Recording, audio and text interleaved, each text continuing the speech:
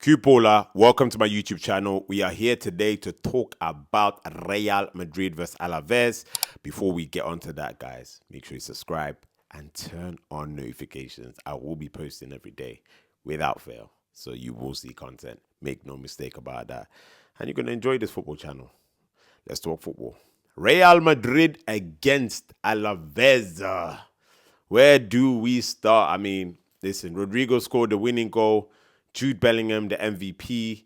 Mbappe got a goal, didn't look 100% fit. Vinicius Jr. with the assist, wonderful assist, but kind of was pocketed most of the game. But Real Madrid are back to the old ways. By that, I mean the defending. The goal that Alaves scored, I mean, literally no pressure on the ball. And you've got Rodrygo trying to play a high line. And I'm thinking, you got him and the whole back line trying to play the high line with no pressure on the ball. That's absolutely criminal. And what's happening with Antonio Rudiger? The last two games, it's not been Rudiger-like. Now, is he 100% fit? We both know. We all know. We all know he's not 100% fit. That's the truth. Come back from injury, has been struggling since last summer, was forced to play most of last season, injured. But he's looking like a liability, especially without Militao at the back. But that goal that Madrid conceded cannot be conceded again. Alaves, again, they didn't create that many chances. However, they, in the second half, kind of built themselves into the game. Real Madrid, again, I think they do get a lot more passive as time goes on in the game. And I don't like that at all, Xabi. I don't like that. And I don't think it's Xabi Alonso's fault either. Because when Mbappe scored a goal, an amazing goal, 1v1, took on the player, cut inside, bam, goal. Kylian Mbappe scored, and Madrid is dropped. Kylian Mbappe is the savior. He saves Madrid. Like, if Mbappe didn't play this game, the game probably ends 1-1. They didn't win against Manchester City as well. They needed Mbappe's goals, and today, he didn't look 100% fit. 100%, you could see it running.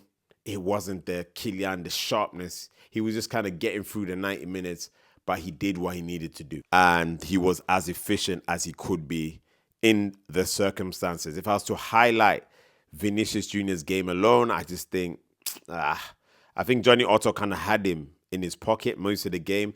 But this is the thing with players like Vinicius Jr. You lose them once or they go past you once, and that could be the difference. And in this game, it was the difference. So credit to Vinicius Jr. going around him and playing him with the outside of his foot.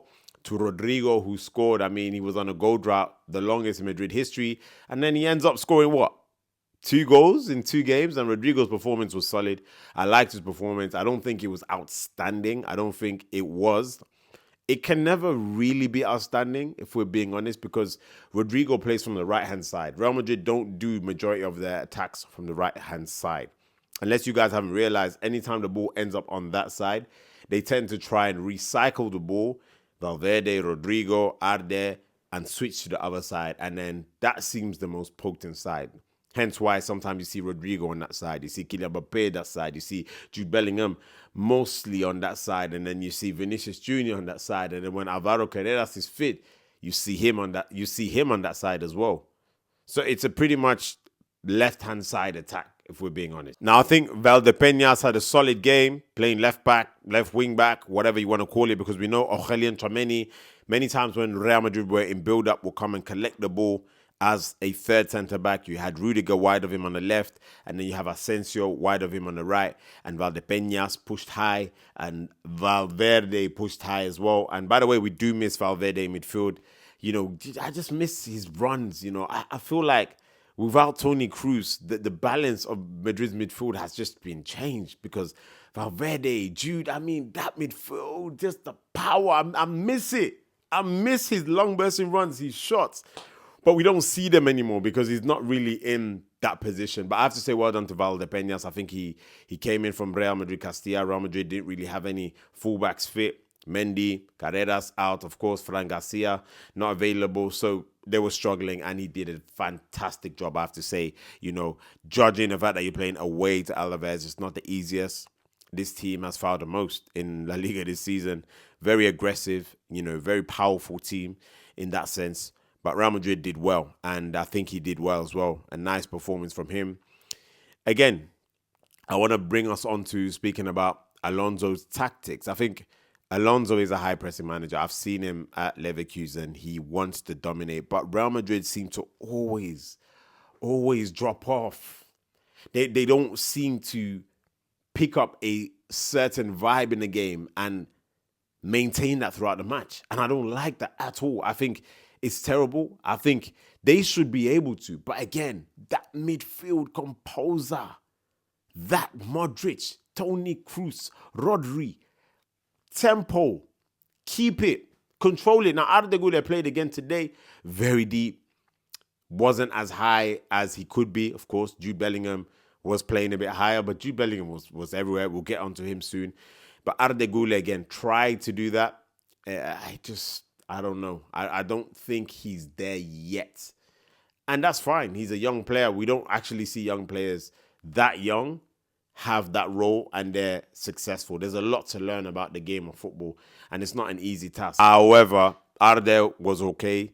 Played with Jude Bellingham. Of course, we've already spoken about the combinations between those two. One will always have to sacrifice, but I have to talk about Jude Bellingham today. Leader of men. Warrior. El Capitano without the captain's armband. Lead by example. Sliding here. Blocking tackles there. You want to question Jude? Have you some shame? Did you see that performance? And how dare these La Liga people try to give Kylian Mbappe MVP? MVP from where? That was Jude Bellingham written all over it. What an all-round performance. And I have Jamie Carragher out here saying, Rodgers and Jude Bellingham are going to have to battle out for the 10. Be for real. This guy's playing for Real Madrid. The pressure's not the same. And he's got a lot of egos in front of him. He's had to take away parts of his game to sacrifice for others. And he's done that until the last minute when he got that blocking high up the field, pressing the ball, tackling. Do you know what I'm saying? Switching play. Cruyff turn. 1-2s. Almost scored a goal. Scored a goal, but it was disallowed by VAR. Goodness gracious me. How do people hate on him? I'm trying to understand, how can you hate on such a good player? I just don't get it. An absolute hybrid of a footballer. But what a performance today. Really fought out there. And it was one of those games. You do get them in La Liga. As much teams that are very technical in La Liga, you do find teams that are going to make it very hard for you to win. And a lot of away games are like that. Alaves are a very physical team.